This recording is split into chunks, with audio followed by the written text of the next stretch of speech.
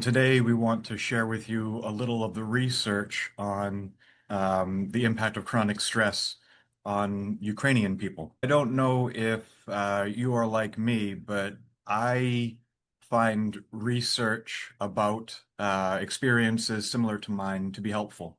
On the one hand, information is valuable, and on the other hand, knowing that other people are experiencing what I'm experiencing can feel validating and supportive. I see a hand raised. So as always, we invite you to take a moment to assess your own state at this time and to consider where you find yourself within your window of tolerance during this meeting today.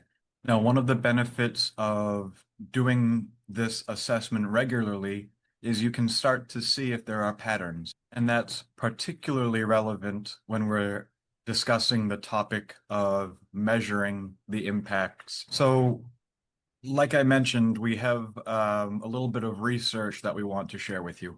And as you can see, this 2024 study was done in Ukraine. They asked people about all the different kinds of stress they were experiencing. That emerged as most impactful were the ones here on the screen. And so just notice how similar to your own concerns this list is, or whether something is missing. So the top four included concerns for one's safety and the future, concerns about the access to necessities, worries about the economy, and worries that the war would spread and escalate. In another study from last year, they utilized something called the Continuous Traumatic Stress Response Scale. This is an assessment that has been used in other parts of the world, but the researchers sought to see how to tailor it and apply it in Ukraine. And as you can see, there were three themes that emerged from the use of this scale. The people who took the scale reported exhaustion, a sense of alienation, and a sense. But there's also research that can give us a sense of optimism. Stress is unavoidable, but suffering can be mitigated. The factors that make a difference include the presence of physical, emotional, and spiritual or religious support. So the things that help a person feel connected to other people, to the environment, or to a higher power. And that can even be a connection on the topic of despair. If you put into the chat today that you were at a -8 on the scale and someone else put in a -8, maybe you get the feeling that you are not alone. So this is why we emphasize over and over again exercises of community, connection, and nature. And we included a quote here from the World Health Organization. They say that health is the foundation of peace and recovery, and rebuilding health systems means restoring hope, dignity, and securing the future. This is why we are so glad to see so many of you every week. This time together is an act of restoring hope and dignity and securing the future. And as a reminder, there are other things that you can do day to day. We talked about how chronic stress is different from acute stress, but it is still positively impactful to do stress reduction techniques that reduce acute stress responses. It is amazing how durable the human organism is. to be creatures who have intermittent access to the resources we need. So just like how an animal may find water some days and may not find water other days, we can refuel our resiliency sometimes, even when feeling overwhelmed by stress at other times. It may sound silly to take a deep breath and try to relax when there are gigantic problems all around, but it can help. We also encourage you to utilize the psychological first aid techniques that we shared a couple of weeks ago.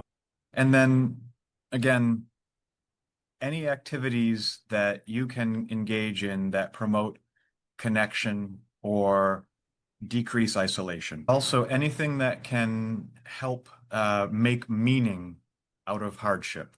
The stories of what people will do when they have a purpose, those stories are endlessly inspiring. And that brings us back to a question that we brought to you last week. There were so many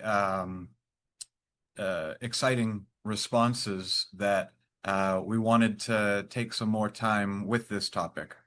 And the topic of whether there is a cultural response to chronic stress. Now, in addition to what you shared in our conversation last week, we've also become aware of a few other examples. Just two here. On the left, we have a Tree of Life mural that was done. On the right, a scene from an anti-bullying play that was put on by a group of teenagers in a school. All right. We're going to talk about emotional burnout and compassion fatigue resilience, and to provide some ways to cope with compassion fatigue with a sense of resilience. And emotional burnout, in terms of exhaustion, that's this feeling of feeling strained due to very demanding work. And cynicism is feeling distant from or indifferent to work or people with whom one works. Okay, Joe, I think I'm going to share because my slides are just a little different, if that's okay. Okay, so cynicism is feeling distant from or indifferent, not caring so much about your work or even the people with whom you work, like losing a sense of meaning. It's a feeling of a lack of professional efficacy, like feeling less competent and less successful achievement in one's job. Okay, so here's the definition of compassion fatigue, which is overlaps with but a little different from emotional burnout. It's having less capacity for empathy or less capacity for bearing the suffering of your clients. It's a feeling of being distracted in the face of the difficulty of witnessing another person's suffering. It's easy to mistakenly think that something's wrong with you if you feel compassion. But compassion fatigue comes naturally from exposure to clients' traumas day after day, month after month, and year after year. So here are ways to have compassion fatigue resilience. Detachment, but a good kind of detachment, like somehow being able to help others better because you're a little bit more distant from their problem. And then having a sense of satisfaction.